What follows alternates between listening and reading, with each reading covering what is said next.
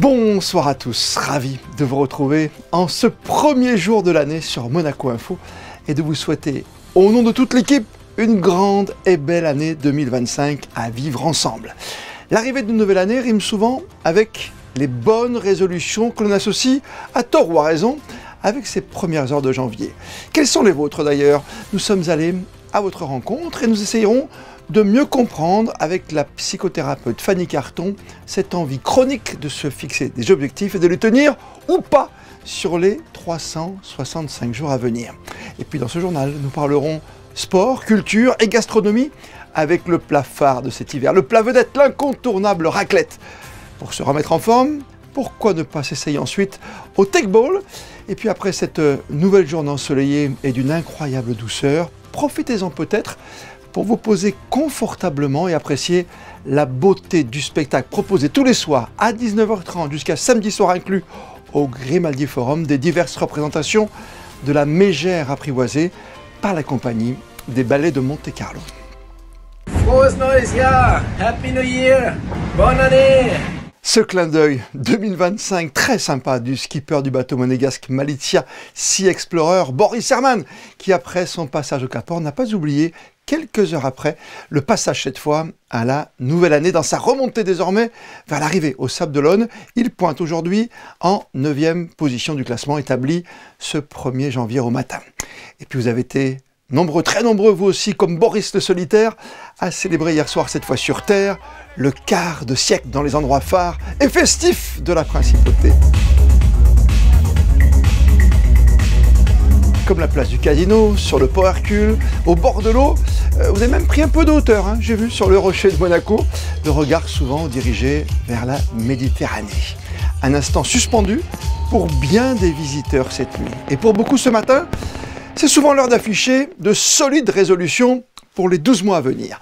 Marie Bonnet-Blanc a mené l'enquête auprès de vous. Les petites résolutions classiques, si je puis dire. Manger mieux, faire plus de sport, et voilà, le travail, et on est là. Avec un bébé, tout est beaucoup plus compliqué. Donc le sport, je vais essayer d'y aller un peu plus souvent. Après, manger mieux, là... On soit heureux, que la guerre arrête un peu dans ce monde. Et qu'il y en ait des politiques mais qui suivent un peu ce que demande un peu le peuple, hein, chose qui serait super importante. Voilà. Mais qu'on soit tous dans la joie, la bonne humeur et plein de belles choses. Surtout ça. Être heureux avec les petits-enfants, c'est tout. Voilà, et puis que notre société s'arrange un petit peu, parce qu'il y a de quoi faire. Il y a beaucoup de malheurs un peu partout. Les résolutions, la première des choses, c'est la santé, voilà, l'amitié et d'avoir des bonheurs sur toute la principauté, voilà, parce que c'est notre pays et on l'aime beaucoup, beaucoup, beaucoup. J'espère que tout ira bien et j'espère pour vous aussi que tout ira bien. Meilleurs vœux à vous, bien sûr. Pourquoi ce désir soudain de se fixer tant de résolutions? Comment les tenir? Qu'est-ce que cela traduit dans notre comportement? La psychothérapeute Fanny Carton est avec nous ce soir pour aller plus loin dans cette quête annuelle. Bonsoir à vous et bonne année. Bonsoir, meilleurs vœux. Surtout meilleurs vœux, vous avez bien raison, meilleurs vœux 2025, c'est ce qu'on souhaite comme on souhaite des bonnes résolutions. Ça arrive toujours ça, hein? Vous avez remarqué? Absolument. Chaque année, on a toujours des résolutions. Et pourquoi ça vient d'où finalement? C'est un historique? C'est quoi? C'est mythique? Il y a un symbole de renouveau dans la nouvelle année. Hein. On a besoin de se fixer des nouveaux objectifs, de repartir à zéro. C'est quoi? C'est juste la santé ou c'est la relation avec les autres? C'est la relation avec soi-même qu'on essaie d'améliorer pour améliorer son quotidien, améliorer sa santé mentale, physique, sa relation aux autres. C'est également un besoin d'évolution personnelle. Et puis, il y a aussi un sentiment d'appartenance. C'est dans la culture aussi de souhaiter les vœux et de se dire, cette année, j'ai envie d'améliorer mon bien-être, ma santé, de faire davantage attention à mon corps. D'accord. Voilà. C'est quoi le sentiment d'appartenance, vous dites, vous avez employé ce terme? C'est un peu un rituel collectif. Chaque année, il y a une sorte de pression sociale où on se dit, toi, cette année, qu'est-ce que tu veux faire? Quels sont tes objectifs, quelles sont tes résolutions, et une sorte quand même de pression sociale par rapport à chaque nouvelle année. Ça veut dire qu'il faut... C'est ça, hein. Oui, c'est ça. Et ça veut dire qu'il faut oublier aussi 2024, même si c'était très positif, par exemple, pour certains? On n'oublie pas, on apprend, on tire des expériences du passé, on tente de faire mieux sans juger. Ouais. Voilà. Le grand classique, quand même, c'est de se dire, allez, je me remets en cause, je me remets en cause pour plein de choses dans le travail, dans mes relations amoureuses, dans ma vie de couple, de parents. Mais ça vient toujours par la santé. C'est, allez, j'attaque par un footing, hein, je fais attention. C'est vrai qu'on passe par le corps souvent d'abord. C'est important de se fixer des objectifs à court terme pour pouvoir les tenir, justement. On passe par le corps parce que c'est ce qu'on voit, hein. L'apparence est toujours très importante. Et puis d'être bien dans son corps, c'est important. Après, on a toujours du mal à garder ces objectifs parce qu'on est très exigeant. Et ce qui est important, à mon sens, c'est d'être davantage ouvert à l'envie qu'au devoir. À Parce que l'envie vous qu'au devoir. remarquerez que souvent on dit, il faut que je m'améliore, il faut que je gagne plus d'argent, il faut que je maigrisse, mais sans forcément être connecté au cœur, donc à l'envie. Et c'est important d'avoir envie de faire les choses pour que ça puisse tenir dans le temps. Vous parlez beaucoup du corps, c'est comme un peu une cure d'amaigrissement. Il faut peut-être faire autre chose, c'est-à-dire il faut travailler différemment, manger différemment, se fixer des horaires. Il ne faut pas faire tout d'un coup, c'est bien ça. Ouais, il faut y mettre de la structure, éventuellement un accompagnement, c'est-à-dire faire ça avec des amis, accompagné ou d'un coach. Enfin, faut toujours structurer son quotidien, instaurer des rituels pour pouvoir le pérenniser dans le temps. Fanny Carton, quand on vient vous voir à Menton, c'est aussi une question de bien-être finalement à tout niveau? C'est avant tout une question de bien-être. Pour être bien dans son corps, faut être bien dans sa tête. On parlait d'amaigrissement tout à l'heure. Enfin, je veux dire, si on prend du poids, ça vient davantage, effectivement, parce qu'on peut-être on mange trop, on mange mal, mais c'est pourquoi on mange trop et pourquoi on mange mal. Donc, c'est venir vraiment travailler en amont pour pouvoir guérir justement ces maux. Est-ce qu'on Voilà. peut se satisfaire déjà de ce qu'on a et ne faire que l'améliorer finalement pour 2025, si c'est le cas, bien sûr? Alors, se satisfaire, hein, je ne sais pas si c'est le mot, mais c'est d'être déjà dans un amour inconditionnel de soi pour nous permettre d'avancer. C'est-à-dire de cesser de fonctionner de manière égotique, même si l'ego est important, c'est pas lui qui doit prendre le lead en fait. D'être davantage connecté au cœur, donc à l'envie, au désir, pour nous permettre vraiment d'être connecté à soi et puis d'être dans le respect et l'amour de soi au quotidien. Et plus on est aligné, plus on est heureux et plus ça roule en fait. Voilà. Est-ce qu'on a un petit ordre d'idée après cette nuit magique pour certains entre le 31 et le 1er? On a fait des vœux depuis minuit 00 et des poussières. Est-ce qu'il y a il y a un pourcentage de réussite dans nos envies, dans nos résolutions? C'est quoi? C'est un peu comme le seuil de la douleur, on fait entre 0 et 10. Le seuil du bonheur, il est où là? Il est à 5, 6, il est en dessous, il est au-dessus? Le seuil du bonheur, il est dans l'ici et maintenant. Donc, c'est en fonction de chaque personne qui vit le moment présent avec intensité ou pas. Donc, il peut être à 10 dans l'ici et maintenant, comme il peut être à moins. C'est vraiment en fonction de ce on a envie de vivre, en fait. Le bonheur, il est ici et maintenant, il est pas demain, hein. Dans vos résolutions, vous, ça y est, c'est pris déjà dans vos envies, vous allez vous y tenir? Bah oui, comme chaque année, je pense. Ah, vous y Toujours une tenez, vous? évolution. D'accord, vous arrivez à tenir. Ça veut dire que ce sont des objectifs raisonnables qu'il faut se fixer? Exactement, oui, c'est ça. C'est se fixer des objectifs justement où on peut prendre du plaisir à court terme, avoir un retour à court et moyen terme pour pouvoir justement les pérenniser dans le temps. Ouais. On peut pas dire soyons fous et se lâcher complètement, non, pour 2025? Ah, on peut toujours, ouais. On peut toujours quand même. Ouais. J'ai bien compris. Et oui, soyons fous, effectivement. Être trop raisonnable, c'est pas très sympa. Et travaillons sur notre... La vie est faite pour vivre. Oui, travaillons sur notre bien-être à tout niveau, hein. Vous êtes spécialiste de la thérapie de couple, notamment, de votre côté à Menton. Ça, c'est important aussi de stabiliser, de redonner peut-être, je sais pas moi, quelques balises peut-être pour l'avenir? Oui, pour le couple, en l'occurrence, ce qui est intéressant dans la thérapie de couple, c'est que c'est la symptomatique d'une problématique individuelle souvent. Et donc, travailler le couple, c'est travailler sur soi et sur la communication avant tout. Donc, voilà, j'invite les gens à communiquer mieux Communiquer plus. Toujours se parler. Et surtout Oui. en présence d'un tiers comme vous, c'est important, faut-il le rappeler. Merci mille fois d'avoir pris du temps avec nous. Je suis en train de penser à toutes mes résolutions de cette nuit. J'ai un travail de fou. Bon, déjà, on va souhaiter une très très bonne année encore une fois à tous ceux qui nous suivent et qui prennent de bonnes résolutions. Essayez de vous y tenir et soyez raisonnables. Même si vous pouvez être un petit peu fou de temps en temps, j'ai bien compris. Merci à vous, Fanny Carton, et encore meilleurs vœux. Merci, meilleurs vœux avec vous également. Sage résolution peut-être parmi tant d'autres. Prendre son temps pour se ressourcer, se poser, admirer, apprécier la vie en principauté et toute son attractivité, comme s'offrir d'ici samedi l'une des représentations au Grimaldi Forum de la mégère apprivoisée par les ballets de Monte-Carlo que nous présente José Sacré.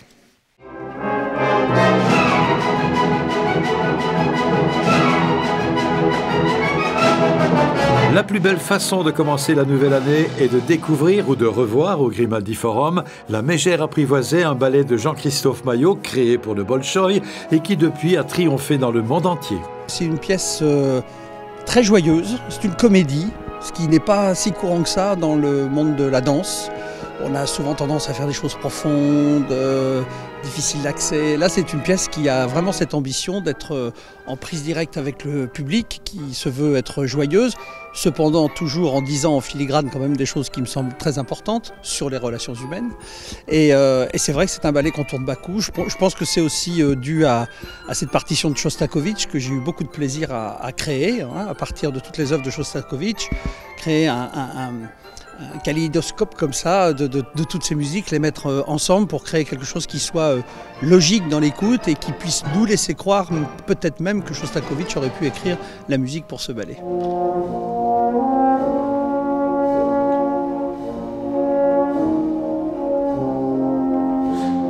Avec l'excellent orchestre philharmonique de Monte-Carlo, sous la direction du maestro Igor Dronov, cette mégère apprivoisée met en valeur le talent de tous les artistes de la compagnie, avec, dans le rôle de la mégère, une jeune danseuse de Menton, formée à l'école Rosala Hightower à Cannes, puis à l'académie de danse Princesse Grace, selon Jean-Christophe Maillot, un talent hors du commun.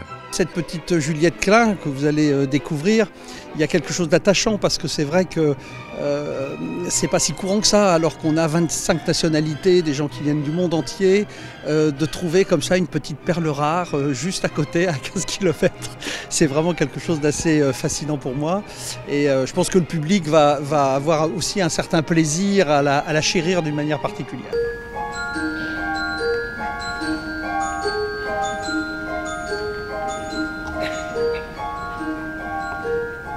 La Mégère apprivoisée est à l'affiche de la Salle des Princes jusqu'au 4 janvier.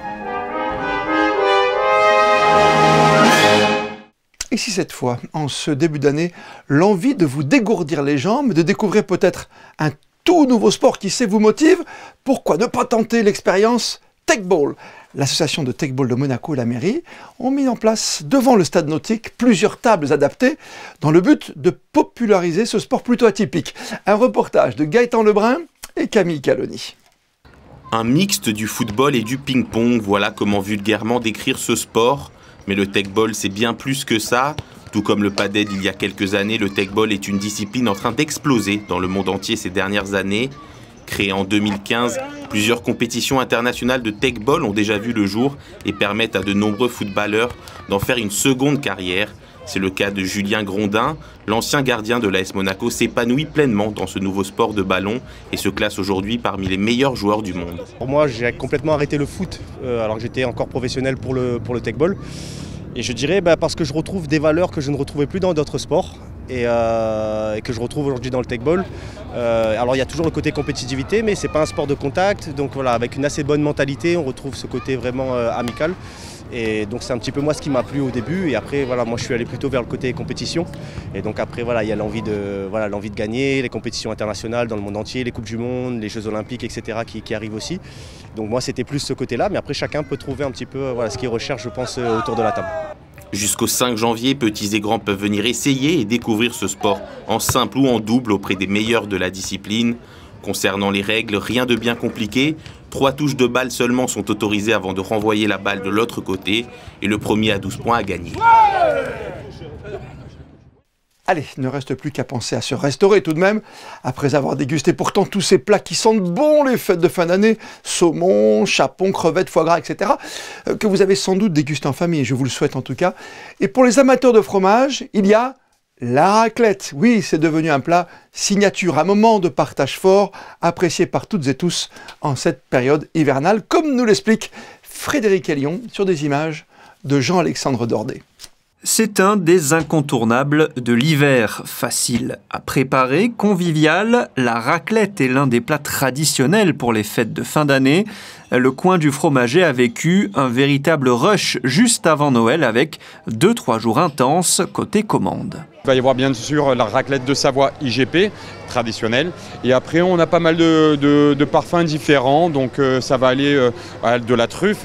C'est très apprécié la truffe noire en ce moment. On va avoir du poivre avec des ours. Du morbier, ça marche très bien en raclette. Ça a un peu plus de caractère et ça plaît beaucoup aussi. Côté consommateur, de plus en plus de personnes sont à la recherche de bons fromages pour se régaler pendant les fêtes de Noël. C'est même essentiel, un bon fromage du fromager, là, au marché de la Condamine, c'est exceptionnel. Un repas de Noël sans fromage, évidemment, c'est inconcevable. C'est clair qu'au chalet, il faut manger la raclette, c'est obligatoire. On peut le dire, la raclette c'est la vie, c'est ça? Ah tout à fait, tout à fait. C'est convivial. On est nombreux autour de la table, c'est toujours sympathique. Pour la période de Noël, le coin du fromager a réalisé en 3 jours l'équivalent d'1 mois de vente de fromage. Et pour être complet, en ce début d'année, pourquoi ne pas s'offrir une jolie déambulation en direction de la Villa Paloma, où se tient jusqu'au 21 avril prochain l'exposition Paesine de Francisco Troppa que nous présente Christine Petit-Homel, accompagnée d'Olivier Bonello. Archéologie, ethnologie et art contemporain, le musée Paloma devient soudainement un espace différent, où l'histoire de l'art est déconstruite et où le visiteur n'aura d'autre choix que de s'en remettre à Francisco Troppa, qui le guidera, au travers de ses œuvres, à envisager une autre histoire des formes. L'espace du musée est ainsi déconstruit pour devenir ou redevenir une caverne platonicienne. Voir une œuvre d'art, c'est une rencontre. On peut aller un peu plus au-delà de la simple conception de l'œuvre d'art. On peut aller jusqu'à penser comment est-ce que va être la lumière, comment est-ce que va être la salle où va se donner cette rencontre. Et donc ça me plaît, ça fait partie, je pense, aussi parfois du travail des artistes, de penser comment ça va être ce moment.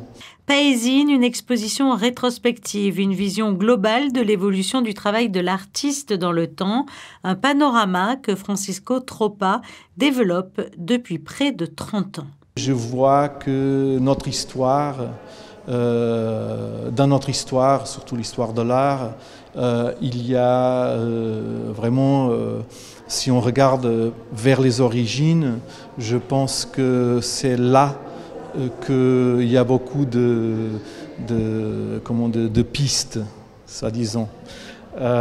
Et donc ça m'intéresse à cause de ça, parce que je pense que c'est dans l'origine des choses qu'on trouve une certaine pureté. Et ça m'intéresse aussi dans mon travail d'aller chercher ce genre d'idées pour pouvoir les retravailler. Représentation, trompe-l'œil, un décor de roches, d'eau et de lumière. L'artiste aime développer une pensée analogique du minéral et de l'organique, du naturel et de l'artificiel pour revenir au temps des curiosités à l'époque où les musées n'existaient pas encore. Et juste avant votre météo pour ces prochaines heures en principauté, préparée par Sarah Inkari, on termine ce journal en images avec vos plus belles photos du passage à 2025. Belle année encore à toutes et à tous et merci pour votre fidélité. On se retrouve demain, 19 h, pour un tout nouveau journal sur Monaco Info.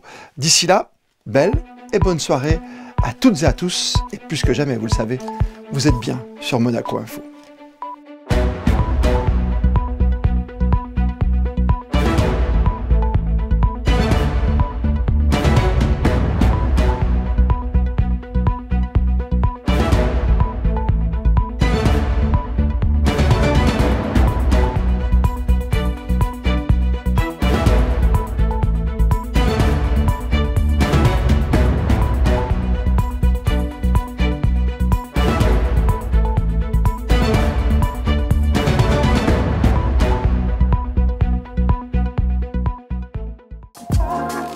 Retrouvez la météo avec Maya Bay, le restaurant référence thaï japonais de Monaco. Bonsoir à tous, meilleurs vœux pour 2025, une année qui a commencé dans la douceur et ça continue. Demain à Monaco, le temps sera ensoleillé tout au long de la journée, même si quelques rares nuages s'inviteront en fin de journée. Les températures seront douces, oscillant entre 7 et 12 degrés. À noter également qu'un vent léger soufflera, mais il ne devrait pas perturber la tranquillité de la journée. Enfin, pensez-y, ce jeudi, nous fêterons la Saint-Basile. C'était la météo avec Maya Bay, le restaurant référence thaï japonais de Monaco.